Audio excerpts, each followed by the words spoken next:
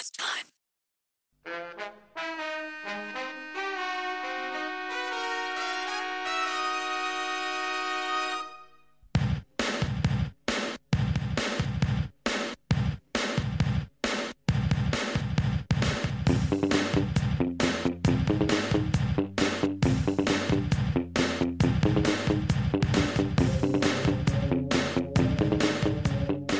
Hello everyone, and welcome back to Clandestime.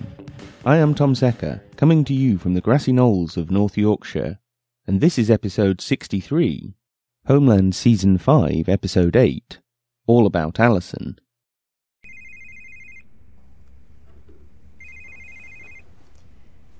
Carrie, are you okay? I've been waiting for your call. I had to keep moving, make sure I wasn't being followed. Followed? What's going on? I need to see you. Yeah, you said. When can you come in? Not at your office. There's a village east of Hamburg, Rhinebeck. I've left instructions for you there. Baghdad Protocol. That's a 5-hour drive. We've got a crisis here. Can't you give me a little bit more to go on? No, not on the phone. Carrie, come on. It's Acrobat. He's alive. What? I just saw him, Alison, in Amsterdam. You sure? Positive. That is beyond crazy. Tell me about it. What the hell does it mean? I'm not sure. That's why I need to talk to you. You knew him better than anyone. You are the one person who can help me put this together. So you'll meet me? Yeah.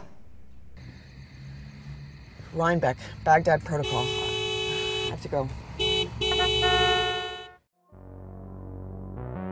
Now this particular instalment of Homeland was not very good, so Pearse and myself spent most of our conversation discussing other things, including the history of Kosovo and the Balkans in general, a mysterious Montenegrin arms trafficker who was recently arrested on his way to Paris, and why it is that the US Marine Corps Entertainment Liaison Office reports that I published recently make no mention of Homeland. Well, hello Pearse, welcome back to Clandestime once again for another episode in our marathon Homeland review season. And how are you doing? I'm doing good. I'm doing good, and I'm excited to get into this episode, even though it perhaps wasn't the most exciting Homeland we've had. It certainly wasn't, and I'm not entirely sure what we're going to scrape out of this episode for something to talk about, but I'm sure we'll find something. I'm absolutely certain of that. And as always, people should go and watch the episode before listening to our review, but those of you who aren't going to, just carry on.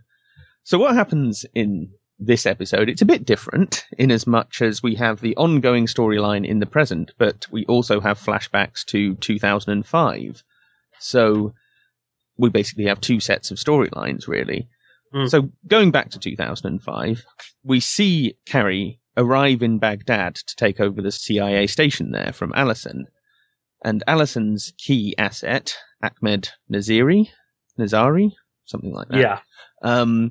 He refuses to work with Carrie and then secretly declares his love for Alison and declares his obsession with her in true real bad Arab style. This guy is a money-grabbing douche who is obsessed with white women. So, and he tells her that he's stolen millions of dollars from a basement in the Justice Department building, and he's hidden this money, and they're going to run away together. Alison decides to go along with this for some reason that's not really explained, but she's then instantly caught by Russian intelligence, who use this to effectively blackmail her into working for them, into being recruited. Nazari's death is then faked in the bombing on this Baghdad Justice building, leaving him free to run off with Alison and the Russian intelligence SVR. So, in the present, Carrie has stolen Nazari's laptop, and she gets Newman to hack into it, which takes him the whole episode. Fortunately, when they finally hack into it, even though they don't have a clue what it is that they're looking for, the screensaver conveniently pops up, and it's a picture of Nazari at a bar in St. Lucia that Alison had conveniently mentioned 10 years earlier. And Carrie figures out from all of this that Alison is the double agent, and she's the connection between all of this different stuff. And there's some really top-notch lip trembling going on as this episode closes out. Yeah. The other two briefer storylines, as predicted, Saul hasn't really defected. He's still just playing kind of cat and mouse with Daradal and with the agency. And not much, I didn't really feel anything happened in this storyline, except for the brief appearance of a very beautiful female Mossad officer. Meanwhile, Quinn... Yeah. The Quinn storyline is still quite unpleasant. Quinn is off travelling across Europe with his merry band of jihadis. And they stop off in Kosovo, where else, to pick up some gas masks and some barrels of chemicals. And now they've knocked Quinn out, they've tied him up and stuck him in the back of the van with the big barrels of chemicals, and he's looking very worried. And I think they're on their way back to Berlin. Is that what's going on? To carry out the big attack that's been kind of predicted all season. So, aside from telling us the backstory of how it was that Allison was recruited by the Russians, this didn't tell us much that we didn't already know. I think it was more about kind of getting the characters in the show caught up with things and setting it all up for some kind of big showdown. I mean, what do you... Yeah. This was a bit of a filler episode? Oh, 100%. This was classic Homeland filler, where I think you're right. They were sort of, okay, let's, the audience is caught up, but now let's get everyone else caught up. So let's get Carrie finally figures out what's going on. Quinn obviously figures out that these jihadis knew who he was, or at least the main jihadi knew that he was not quite who he said he was. And, again, surprise, surprise, or, they weren't going to Berlin. They weren't going to Syria. After all, no. Yeah.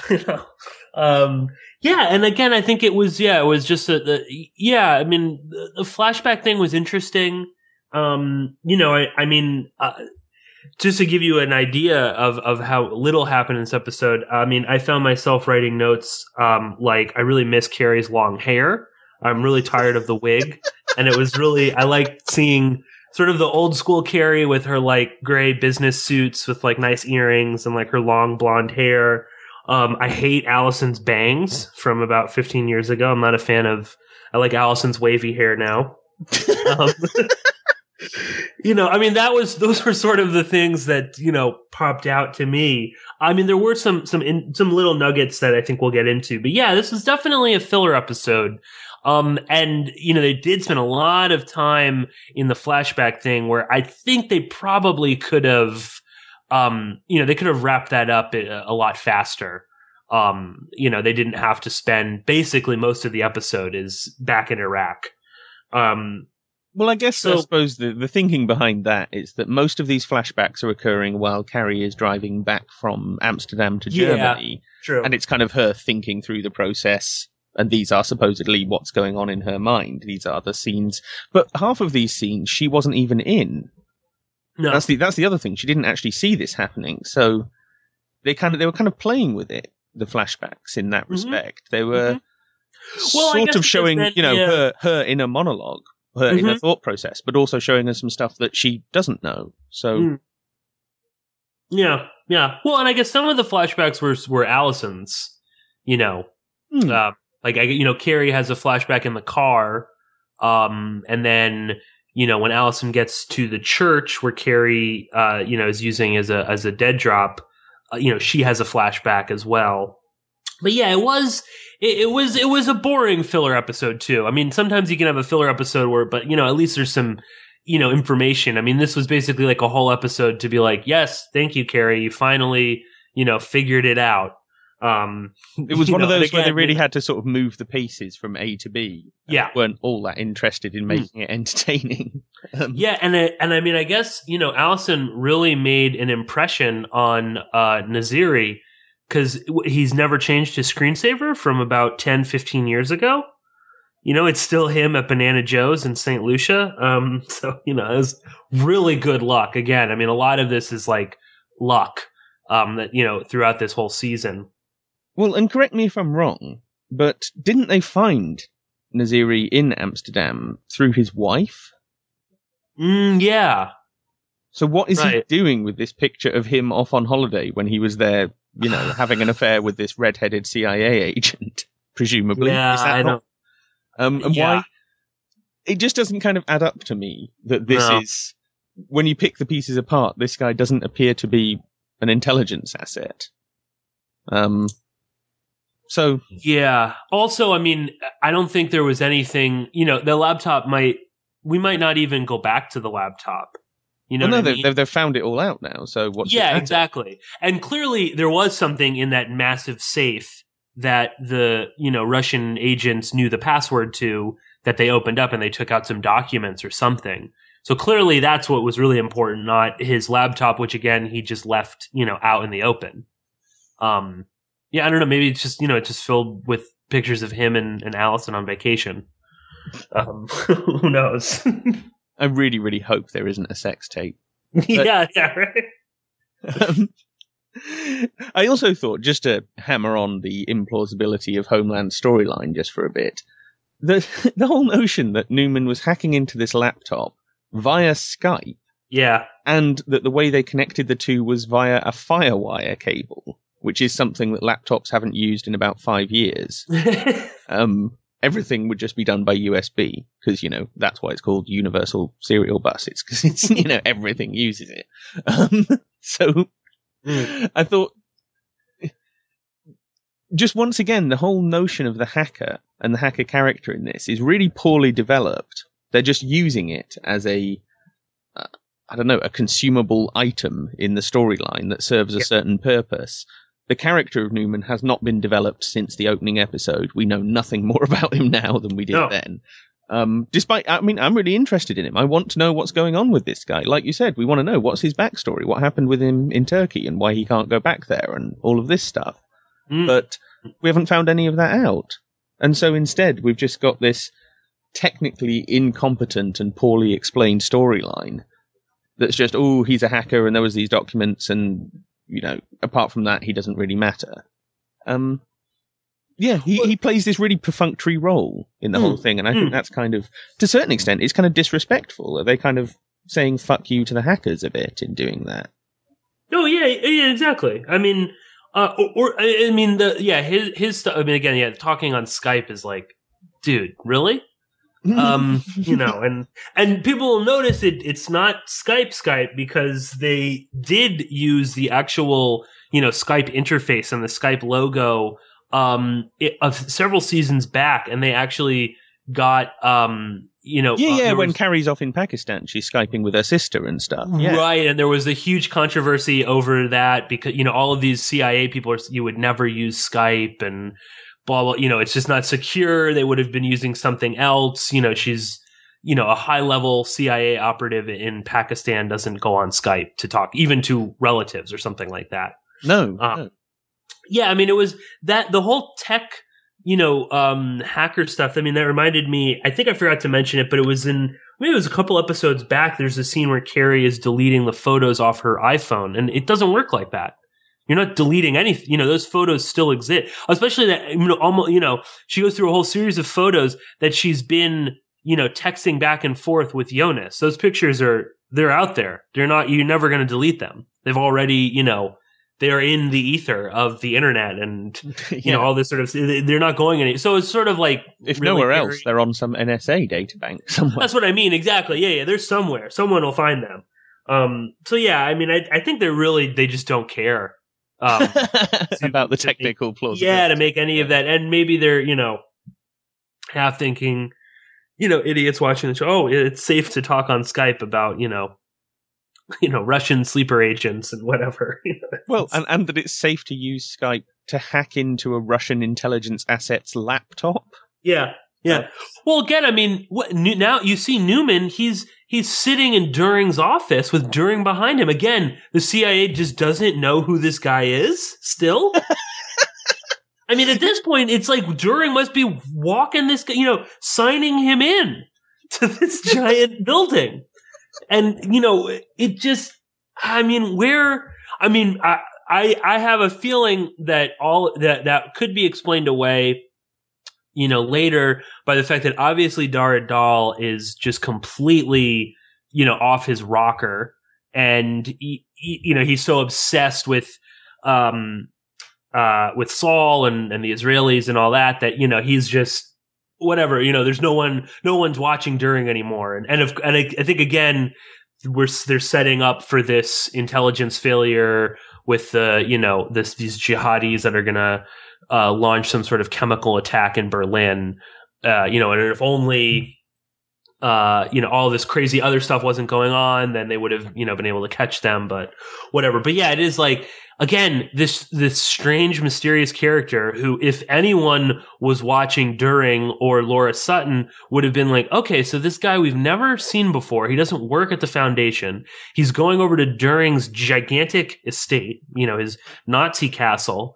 Then he's going into the During Foundation again at night when it looked like, it's just During in the office with no lights on checking, stocks. Who is this guy? Is anyone paying attention to this? Well, and even if they weren't following Otto During around, they'd still be following Laura Sutton, because she was the journalist who wrote the original story about the hacked documents. Surely they'd still be following her around, or at least the BND would be following her around, because it's their problem as well. So someone would have seen her and Newman arrive at that mansion. The notion that they wouldn't have figured out who he is, it's completely ridiculous. But they just...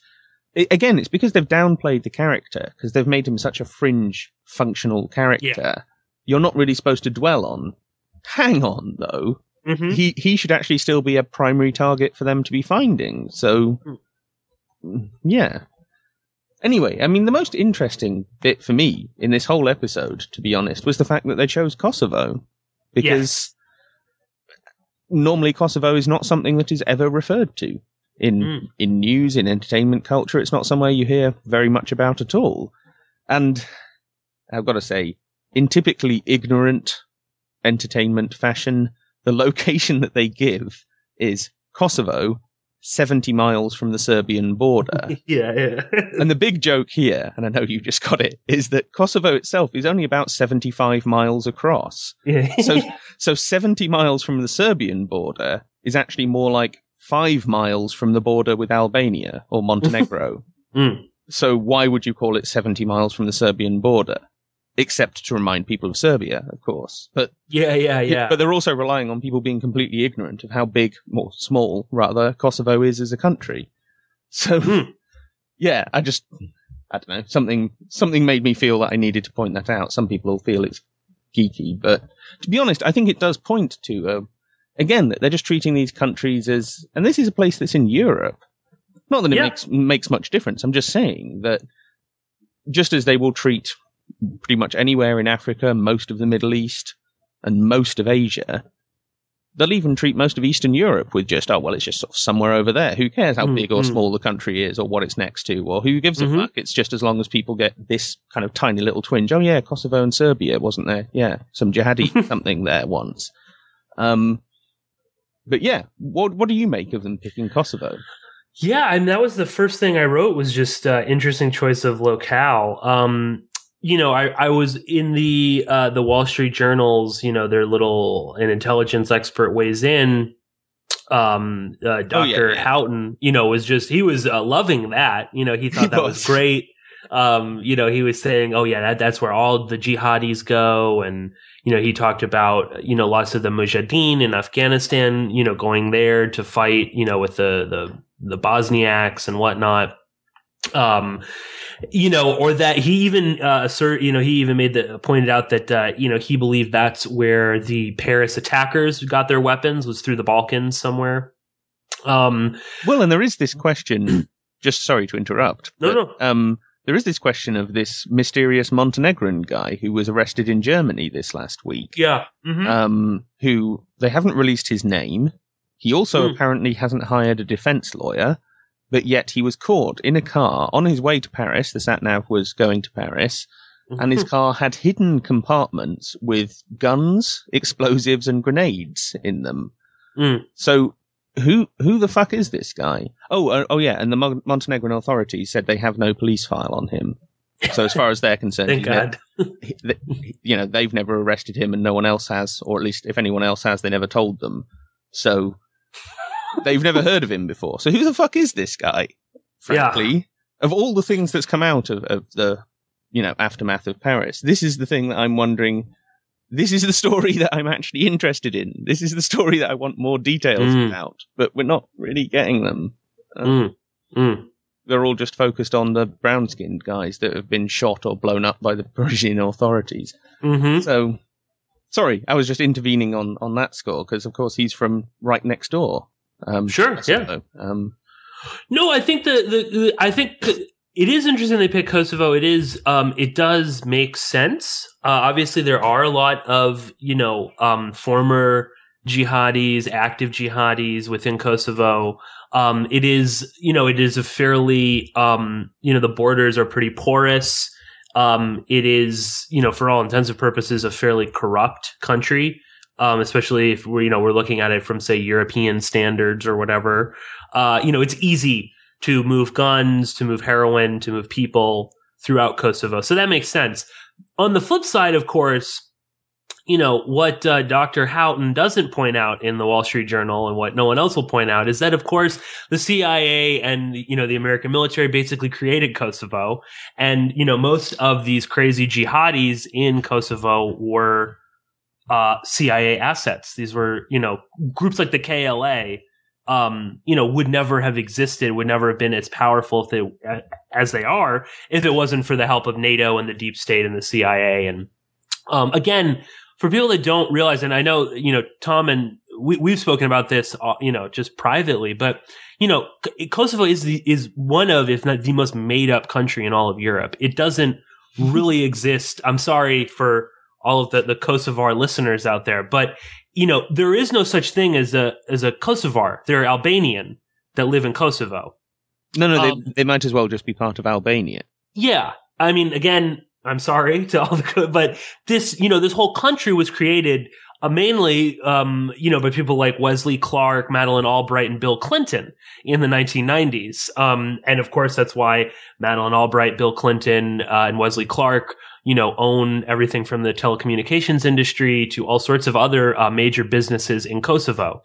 That's why if you go to Kosovo, you'll see, the American flag next to the Kosovar flag, like on street corners or places like in Pristina in the capital.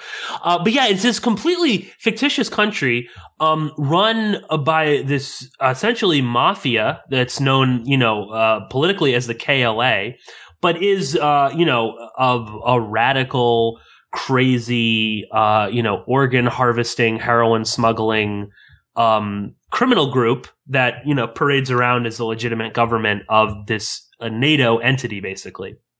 So yeah, it is really interesting. And yeah, of course it makes sense they would go there because you've got all these former and probably active CIA, assets running around the country.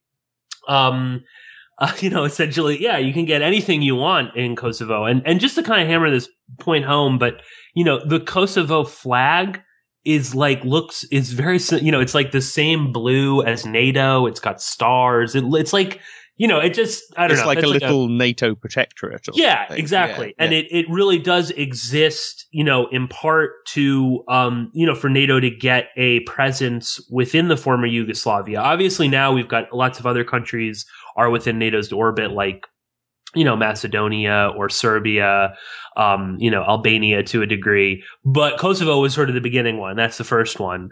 It's right smack dab in the middle. And of course, it's this great breeding ground. You can, foment all sorts of inter-ethnic violence, inter-religious violence. But Kosovo is this complete creation. So yeah, it is interesting that that's where they go to get, I guess, barrels of chemicals and gas masks and whatnot. But yeah, really interesting. And again, it's one of those places that, people hear the term Kosovo and I think they know that it exists as some sort of place because they can kind of remember, right? There was that war and America fought to free them or something like that. But I don't think people really understand that Kosovo is a country. It's sort of like people are like, right, Bosnia and Herzegovina or something. They know that it exists as a place, that there is it's somewhere on a map. Yeah, it's some sort of Placeistan. Yeah. Yeah. But I don't think they really understand that it's a real, that it's actually a country. and that it is, really a quite a, it's a fascinating country. It's the whole history. Yes. It's how it came into being and what it is. Yeah. Is kind of really important for this tiny little, like I say, it's only about 70 or 80 miles across and about 70 or 80 miles long. It's not a very big place at all, but No. it's become kind of one of those forgotten places where a lot happens. Mm-hmm. And yeah, so very, very interesting that it would turn up in this storyline. Just a couple of things I wanted to pick up on from that intelligence expert column that we're always going on about, that we have a love-hate relationship with, I think it's fair to say. Yeah. He does say something about how, the weapons were flowing in there from everywhere, some from Iran, some from Saudi Arabia, and right now you have it as a lawless place where if you want to bring weapons and train soldiers into Europe, the Balkans are your gateway. Mm. What he, of course, completely leaves out of that is that the Iranian weapons smuggling route was taken over by the CIA and the Pentagon in the early 1990s as a way of fomenting the war between basically Croatia, Bosnia, and Serbia. What's called the war in Bosnia, but it was involving all of those countries. Why would he leave that out, you wonder? Does he just not know about it? I doubt it. If he has, I mean, for him to have this much of a clue of what the relevance of Kosovo is, I can only assume he would know that much. And the other thing I wanted to mention was just my all-time favourite story about the KLA was when a unit of theirs was captured, and among the possessions of one of these jihadi fighters was the mobile phone number of General Wesley Clark. Yeah. And it's like, whoops. Don't let the cat out of the bag too much. Yeah. The same Wesley Clark that will, go on and on about how, the neocons, I saw the plans. They want to take over the Middle East and they're going to start with Syria and Iraq and blah, blah, blah. This is the same Wesley Clark that we're supposed to think of as like some sort of a dove or something like that. Maybe a whistleblower? Yeah, right. Some kind of whistleblower. Yeah. This is the same Wesley Clark that, was helping to fund the KLA, which is, a nasty, nasty group of people. It really some horrific thing. And even to this day, just as recently as the WikiLeaks thing, the leaks, back a couple years ago, all of these things. Oh yeah, all those rumors about the KLA, about the president. Hashim, I think, was who was in power at the time. Oh yeah, his brother is selling organs, and heroin is flowing in and out of the country, and all this sort of, and they're like nonchalant about it. And again, look up Madeleine Albright owns a ton of basically just a huge business interest in Kosovo for a lot of the people in the Clinton administration back in the 90s, when NATO was, bombing the shit out of Yugoslavia. But I hate Wesley Clark, so. No, I know. We both have we reserve a particular place in our heart for Wesley Clark, and not in a good way. But just, getting back to Homeland, since that is theoretically what we're supposed to be talking about today, is the implication here, you kind of picked up on it, is the implication here that Quinn has kind of blundered, that he's been double-crossed here, and that they always figured out the kind of what he was up to, and they thought, oh yeah, let's take him along for a ride and tell him we're going to Syria, when in fact now they've got him where they want him. They can use him in any number of ways that they want. Mm-hmm. I'm just wondering, are they going to strap him to the big chemical bomb and, leave him in the middle of Berlin, or something nasty is going to happen, I have a feeling. Oh, yeah. If only as kind of payback for all the killing he's done in his life. Would they actually kill him off? I don't know. If it's the last season, as we sort of speculated in our last episode, maybe. That would be killing off what I can only assume is a fan favorite. I don't think we're the only people out there that really like Quinn. I think in a sort of, I don't know, Shakespearean kind of, epic story, it might be fitting, Quinn has killed God only knows how many people. He is kind of like a lone gunslinger in a cowboy film. The kind of, live by the sword, die by the sword sort of a mentality.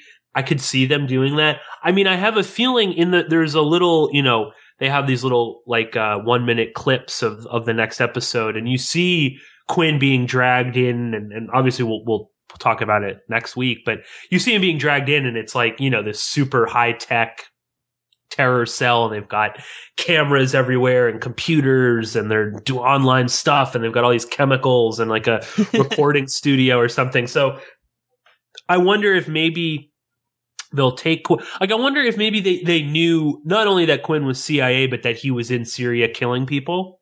Maybe that guy knew, we're going to find, he had a cousin or a brother or something like that was, Quinn killed.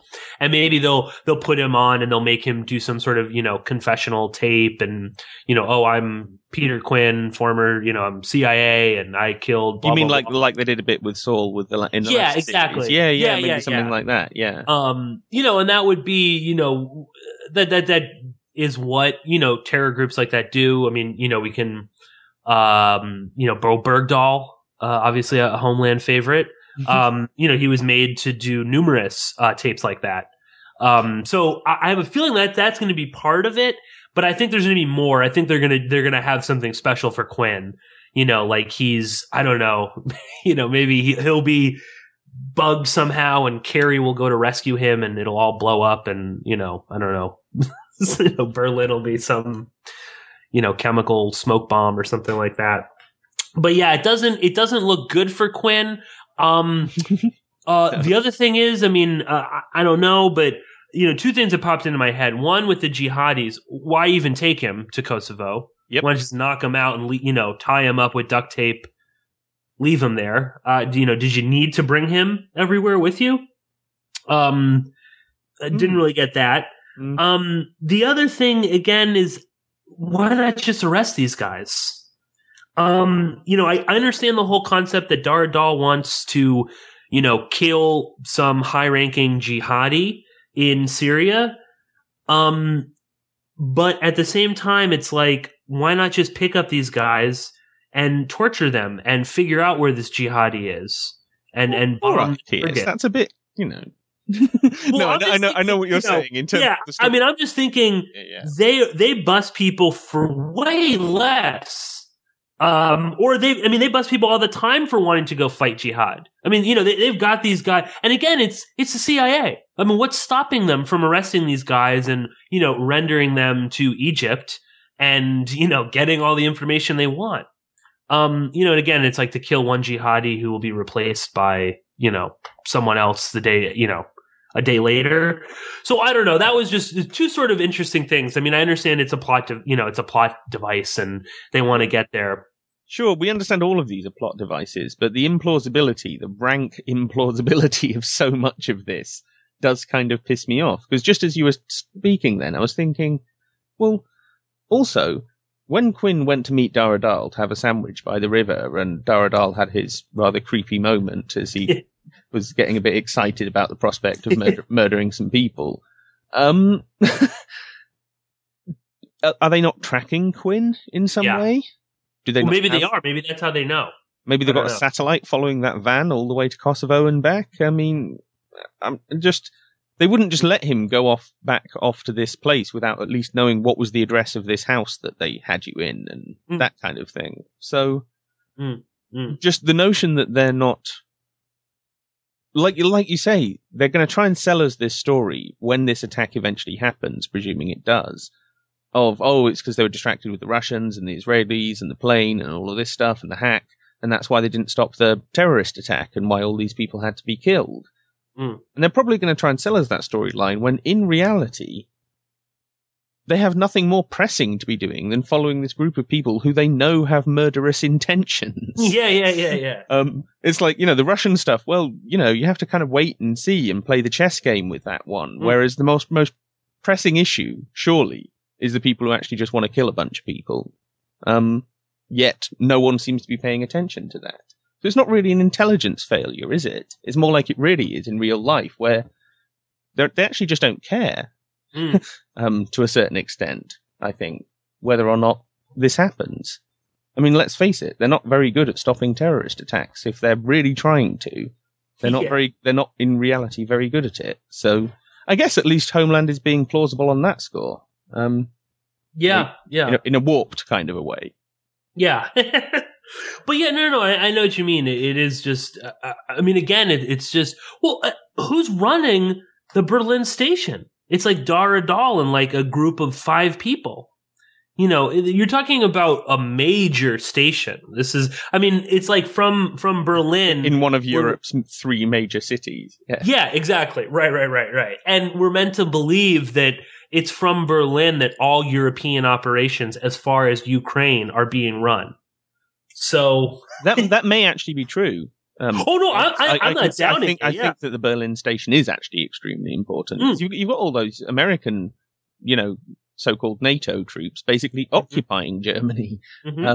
Something, again, that no one ever talks about and certainly doesn't make it into Homeland. But I think it is a very, very important staging base for that whole transatlantic NATO intelligence military thing. It's a very important base for them to project their power. So yes, the notion that Dara Dahl is there and the only thing he seems to spend his time doing is getting pissed off about Saul and the Israelis and the Russians. And that's it. He's not got time for anything else, or except meeting with Quinn to talk about murdering some jihadis. I mean, yeah, it doesn't really add up as a storyline. They do seem to have got... I think this is the problem with Homeland sometimes, is that they start off somewhat in the real world. They develop a storyline based on real events, but then they get kind of obsessed with their own storyline and forget about, but hang on, this just wouldn't happen. And now we've really got beyond the point of hyper-reality to this is getting ridiculous now. I don't actually believe this at all anymore. Well, even Brody even appears in this season. We get a fucking picture of Brody in when Kara goes to Iraq. I mean, well, we had to, didn't we? Really? Yeah. No, I just mean, he appeared last season as some bizarre hallucination of hers while she was all fucked up on drugs, and now we can't go a season without Brody. And I was just like, come on, man, like he's over, he's dead, who cares? Yes. And there you go. It's kind of that, it's almost egotistical self-reference to their own previous storyline that has nothing to do with this, nothing to do with what's happening now. And doesn't really have anything to do with why Carrie was in Iraq or Allison or any of that.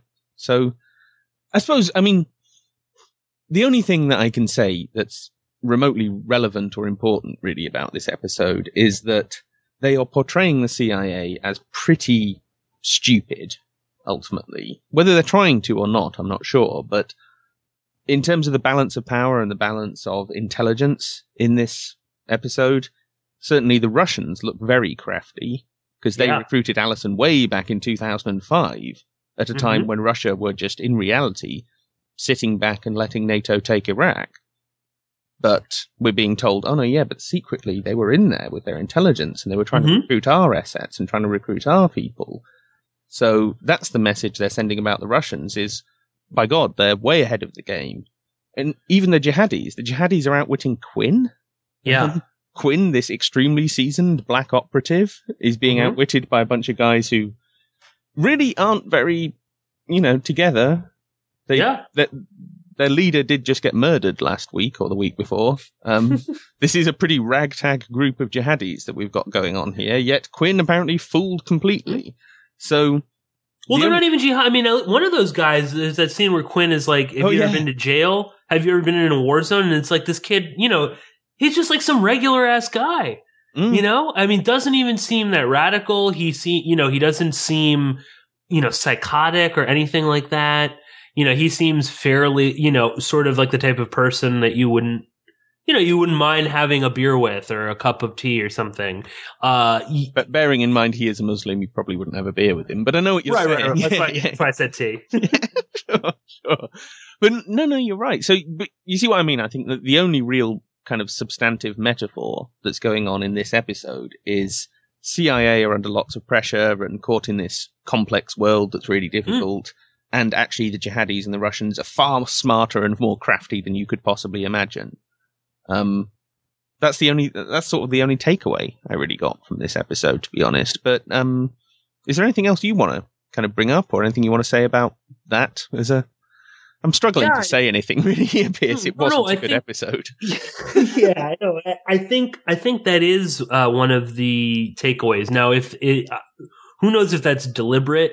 If this was something suggested to the producers, but yeah, it does seem as if, like you said, the CIA is caught in all these complex things and inter-office politics and fighting with one another, who's up, who's down, the bureaucracy, right? Yeah.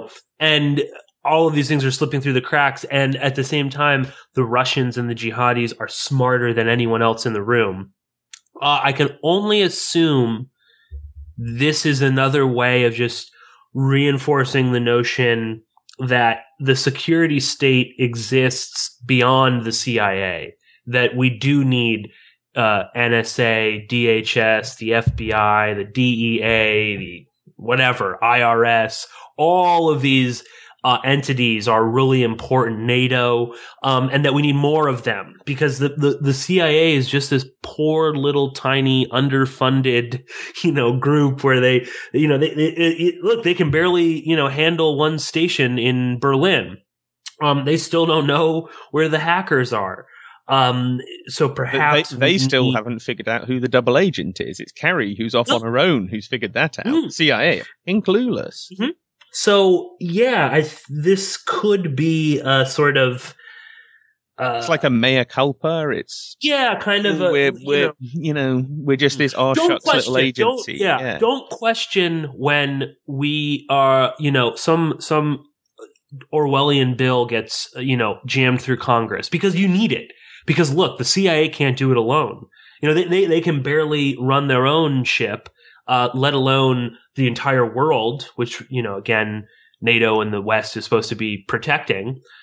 So yeah, that to me does seem to be one of the messages coming across here. And, again, that, Carrie is representing the positive of the CIA.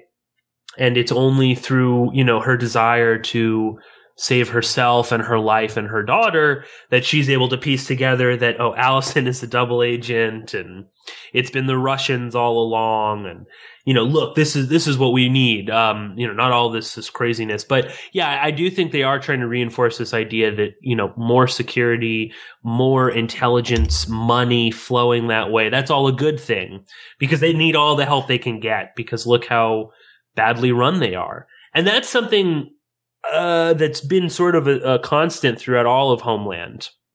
I think is this, there were lots of things where, we can't do this because the president. Oh, no, you can't do that. You're going to break the U.S. Constitution. There are all of these sort of speed bumps. Most of which they then just went and did anyway. But exactly. I know what you mean. Yeah.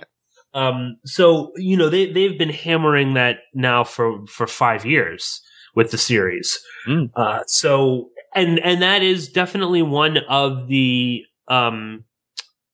roles that the CIA can take in the CIA assisted productions that we've, pointed out before, where you either get the sort of, omnipotent, scary CIA, but you need them, or sometimes you get this sort of bumbling, good-natured CIA, but they, damn it if they can't get it right, basically every single time.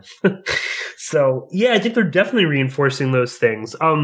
Well, I had, if you don't mind, Tim, I had one thing that I wanted to bring up and kind of pick your brain about, and it was something that had sort of popped up to me in the first episode, where we see Carrie again in church. She's taking communion, and I believe there was a reference a couple times in previous seasons to Carrie's sort of lapsed Catholicism, and maybe this isn't important to most people. As myself, raised Catholic, I always, Catholic stuff, Catholicism, always sort of pops up for me, just because the Catholic faith is so bizarre and weird, and there's so much, guilt and crazy shit going on. But, again, we get Carrie she gets out of the CIA. She's finds religion again. She's trying to do the right thing. And then in the last episode, again, we find out that Otto is supposedly a practicing Catholic as well. He talks about how difficult it is to be a Catholic. And a listener of ours who goes on Twitter by the handle The Speaking Eye pointed out to me that the show has definitely been making sort of more and more noise about religion as the series goes on. And he sort of, he was saying that it seems to sort of be in relation to the deep state as the season progresses. So, if you get Otto, who is clearly up to something, we get more evidence of that in this episode. This listener, the Speaking Eye, pointed out too, that, and we didn't mention it, the password for Otto's Wi-Fi is Pope Francis.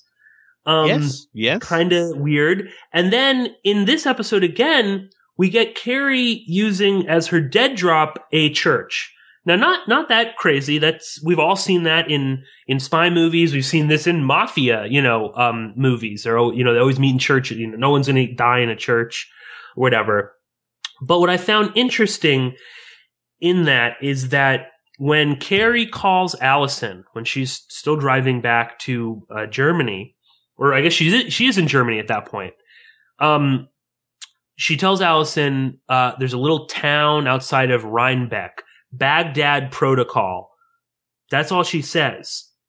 Allison knows to go into the church, to go to a particular pew, to sit down and to open up the hymnal and to find this little note in it. So does Baghdad Protocol mean using churches as dead drops? And does this sort of illuminate not only this sort of strange Catholic stream that we've been seeing throughout this season, but also the sort of reinforcing the notion that Christians are the good guys in this fight? And I also just found it really interesting that if that's what it is, Baghdad Protocol is to use a church. I can't imagine a more dangerous place to be in 2005 in Iraq than a Christian church. I mean, we're talking about a country that when Saddam was overthrown, it was, it wasn't safe to be, Sunni, it wasn't safe to be Shia or Kurdish, but it really wasn't safe to be Christian. There are virtually no Christians left in Iraq right now because they've all been, thrown out, and many of them were in Baghdad, and there were lots of bombings at churches. There were lots of targeting of Christians. So why even use a church? And, I don't know. I just kind of wanted to see if you had any thoughts on that, because we haven't had a lot of, religious stuff going on. As we said, Carrie, there are references to the fact that she was that she was raised Catholic, but, she clearly has lapsed from that and now is sort of found it again. But in the past couple episodes, we've been seeing more of a push towards that. And again, this sort of, Catholics are always sort of, torn between good and evil and, right and wrong and sin and absolving yourself. And this is something that is just, I can attest to this as someone who was raised Catholic and went to church for most of my childhood. That's drilled in. It is definitely a religion based around guilt and, evil acts and, just thinking about something is horrible. So I don't know. I was just sort of wondering what your take on that is. And again, this whole idea of, Baghdad Protocol is to use a church and just, I don't know, Tom, any thoughts on that? Well, you're right about the whole Baghdad Protocol thing. That's ridiculous. And as if you would use that as your code word. And yeah, nothing about that makes any sense, frankly. So moving on. Yeah, you're right. Lots and lots of churches. And like you said, During has this little miniature chapel built into his estate of some sort. The whole sequence where Quinn is lying on the bed bleeding for a whole episode, that is in some old abandoned church of some description. Lots and lots of churches. And yes, there is this Catholic string running through it all. I guess there's several different ways you could go with this. Firstly, Catholicism tends to be the Southern European branch of Christianity. Mm-hmm. So therefore, the one that is at least geographically most face-to-face with the Muslim world. You could say there's an element of that there. Also, just like you were referring to, the way that, I guess, information works in the Catholic faith, in the Catholic culture, where if you've done something wrong, you're not supposed to go and tell everyone else that you've done it wrong. What you're supposed to do is go and confess it, right? Mm-hmm. And that's how you are absolved of your sin, at least to some extent. So that is very, very much like an intelligence agency, the compartmentalizing of information, the keeping of secrets, in essence. And so you could understand why the CIA would look at Catholicism, and indeed the institutions of Catholicism, as, to some extent, a model for themselves. Not that I'm going all the way back to the whole, like, the Jesuits set up the CIA. Yeah. But in a somewhat more abstracted and more particular way than that. I think there is something there. I think there is. Not that the CIA is modelled on the Catholic Church, but that it takes elements from that institution, or at least those institutions, and copies them for obviously somewhat different purposes. But no, in terms of the drama of the show, I think it is much more about the morality, the struggle of good and evil. Yeah. Hence why Quinn is in a church, having been shot because he's once again been drawn back into the world of assassinations. He is shot checking his own kill box. Mm-hmm. Could you get a more kind of deserving, wound, if you like? And yeah, then he's there, a bit like Christ, bleeding away. He, like Christ, comes back to life. Yeah, well, I didn't even think about that, but that is, yeah. He is practically dead at that point. Yes. Not really, but that there is a kind of death and rebirth element to that particular part of the storyline, all of which he's injured on his side, like, Christ getting stabbed. Yep, with the spear and all of that. Mm-hmm. So, yeah, there are certainly a lot of Christian imagery, and particularly Catholic imagery. There's a lot of it being employed in this season, and I think most of it is about trying to turn it into more of a morality play, rather than actually trying to point out that there are some interesting connections between the way Catholic institutions work and the way intelligence services work. Yeah, I'd say it's more about that. It's more about the kind of morality play dimension to all of this. But was there anything else you wanted to throw out there? Because there's a couple of things I'd just like to polish off on that don't really have anything to do with this episode. But if there's anything else on this episode... Oh, I had some, just some quick little entry. I loved in Allison's office, the pictures of, her with all the big neocons. So there's one of her and Condoleezza Rice, one of her and Colin Powell, and then one of her with a very prominent Catholic, Paul Bremer, who was, the colonial governor of Iraq. and Bremer is connected to all, Knights of Malta and the... CNP, all these really scary groups, with many of them with Catholic connections. And of course, in those early scenes when they're in Iraq, you see regular army, you see special forces, and you see contractors. And of course, Blackwater, run by Eric Prince, who is one of the more insane Catholics out there, who believes in this whole crazy... that he was one of the Knights Templar, crusading all throughout Iraq, and he was going to, bring back these artifacts to, I don't know, bring about Jesus or something like that. So I just loved all of those little, all the neocons there. I loved Allison's line, "You can't shove democracy down people's throats." That never stopped the CIA from, attempting that. Oh, and I love too that Allison shopping for expensive bags on sale. I don't know why, but just there was something about that I was just like, why are they even showing this? But it was like a sort of a nice touch that's what Allison does. And some of those little tiny touches are kind of nice in making these people, she's a real person. She's not just this.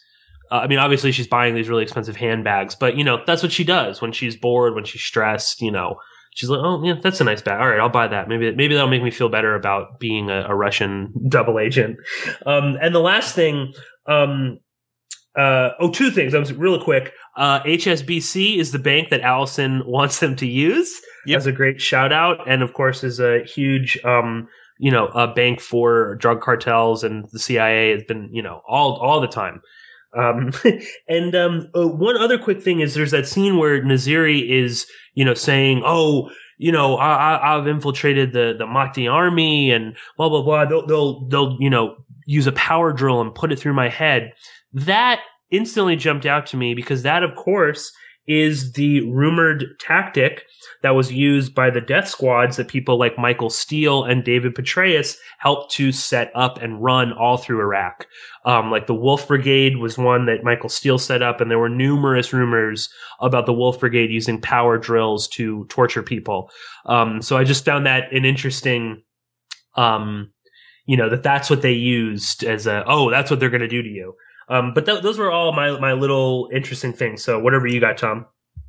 Well, yeah, sure. Like I say, it's got nothing really to do with this episode per se, but the question of state sponsorship of Homeland, not that it's really a question, but the issue. Firstly, I just wanted to point out, again, a bit nerdy, but John McGaffin, the former number 2 in the Directorate of Operations for the CIA, he now finally has an IMDb page. Oh, good. After at least 2 years consulting for Homeland, he's now got an IMDb page that says he does. And one other nugget that came up just in reading about this guy, one of the show's earliest writers, one of Homeland's earliest writers, a guy called Henry Brobel, was McGaffin's cousin. Does that suggest, is very interesting. Does that suggest McGaffin's actually been involved in this show since day one? Maybe. Yeah. We only know that he was involved for the last 2 seasons, but I'm guessing now, possibly all the way from the beginning. So yeah, it certainly begs the question in any case. The other question I have is about these US Marine Corps documents that I published last week, very recently, because they don't mention Homeland.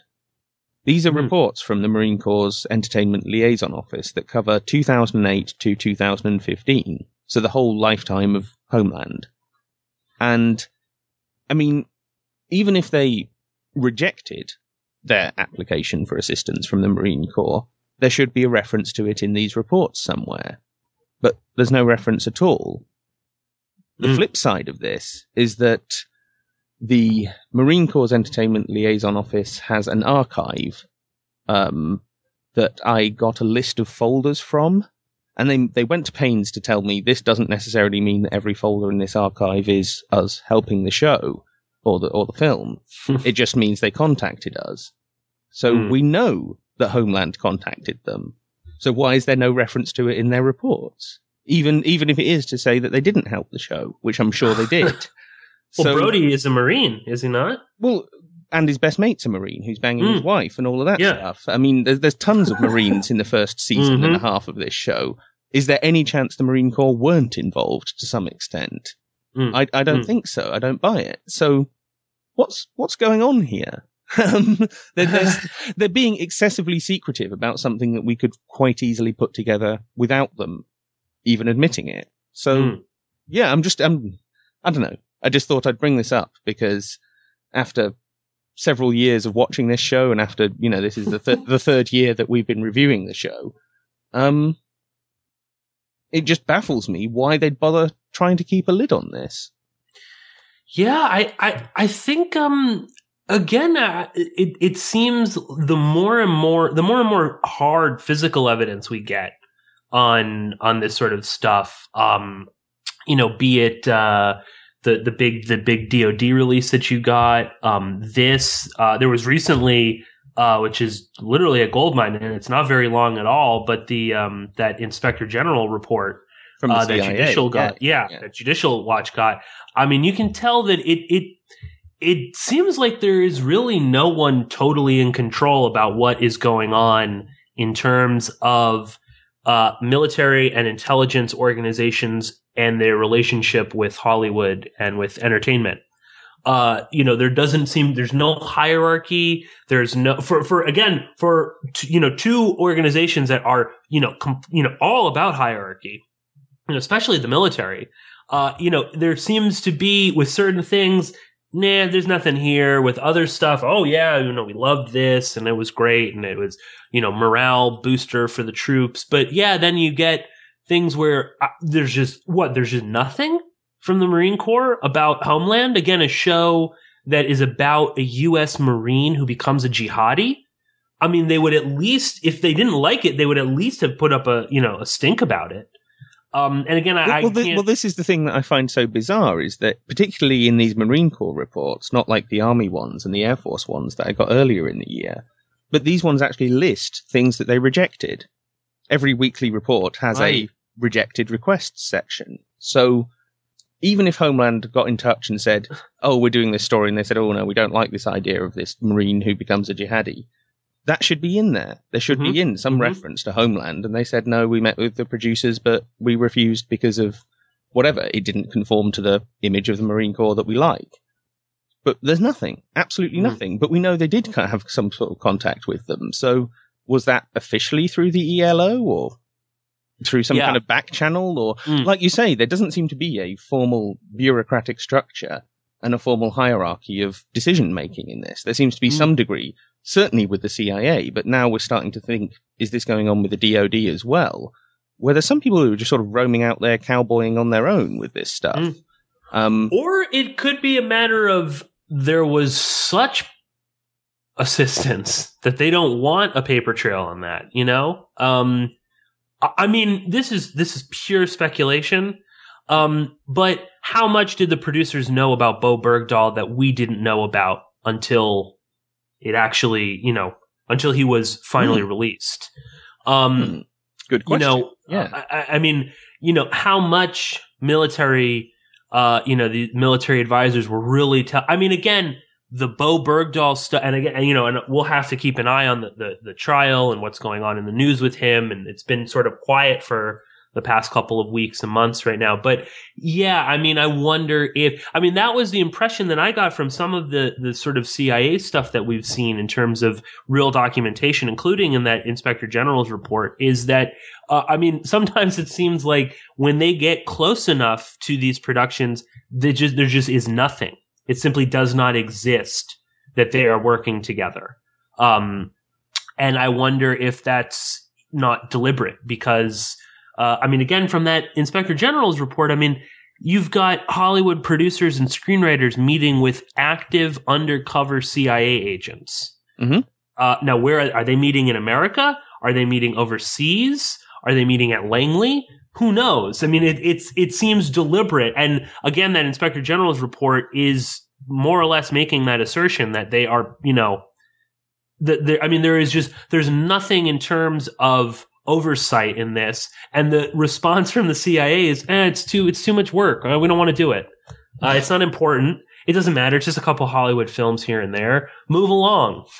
So yeah, my general sense is that, something like with Homeland and a complete absence of anything from the Marine Corps, that to me strikes me as there was so much assistance that they don't want to openly talk about how much there was.